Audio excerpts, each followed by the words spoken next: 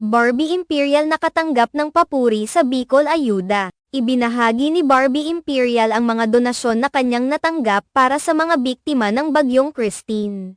Sa kanyang Instagram post, inilarawan niya ang mga tulong na nagmula sa mga taong sumuporta sa kanyang panawagan para sa mga naapektuhan sa kanyang probinsya, ang Bicol Region. Naging emosyonal ang aktres nang makita ang mga pinsala na dulot ng malakas na bagyo, na tila halos nawasak ang kanilang lugar. Dahil dito, nagdesisyon si Barbie na humingi ng tulong mula sa mga taong may mabubuting puso, upang makapagbigay siya ng suporta sa kanyang mga kababayan. Ang mga donasyong nakalap ay nakapaloob sa mga balikbayan, boxes, na naglalaman ng mga damit at iba pang mahahalagang bagay. Layunin niyang ipamahagi ang mga ito sa mga naapektuhan ng bagyo. Sa kanyang mensahe, sinabi ni Barbie, "More clothes for the victims of Bagyong Christine OTW to Bicol. Thank you everyone," bilang pasasalamat sa mga tumulong. Maraming tao ang humanga sa mabilis na aksyon ni Barbie sa pagtulong sa mga biktima. Ang kanyang inisyatiba ay nagpapakita ng malasakit at pagkakaisa sa mga panahong ito ng krisis. Sa kabila ng mga hamon, pinatunayan ni Barbie na ang pagkakaroon ng malasakit sa kapwa ay higit na mahalaga.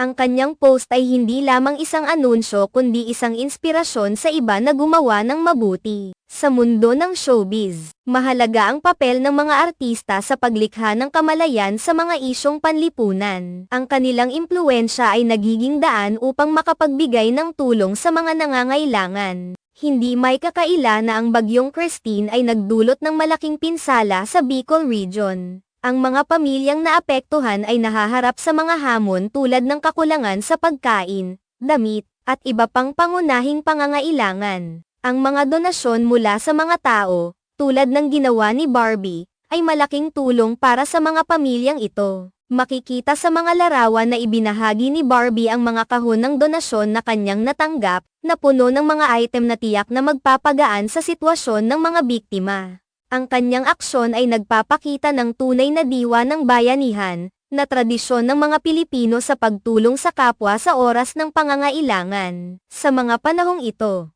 ang pagkakaisa at pagtulong sa isa't isa ay mahalaga. Ipinakita ni Barbie na kahit sa kabila ng kanyang busy na schedule bilang isang artista, naglalaan siya ng oras at effort upang makagawa ng mabuti. Ang kanyang pagsisikap ay nagsilbing inspirasyon hindi lamang sa kanyang mga tagahanga kundi sa lahat na nagnanais na tumulong. Sa huli, ang mga simpleng gawa ng kabutihan ay nagdadala ng malaking pagbabago sa buhay ng mga tao. Ang mga donasyong natanggap ni Barbie ay hindi lamang material na bagay kundi simbolo ng pag-asa at pagmamahalan. Ang kanyang dedikasyon sa pagtulong sa kanyang mga kababayan ay tunay na kahanga-hanga at nararapat na tularan ng iba. Sa kabila ng mga pagsubok na dinaranas ng mga biktima ng bagyo, ang mga tao tulad ni Barbie ay nagsisilbing liwanag at inspirasyon para sa lahat. Ang kanyang malasakit at pagsisikap ay nagbibigay ng pag-asa sa mga nangangailangan, na sa kabila ng hirap,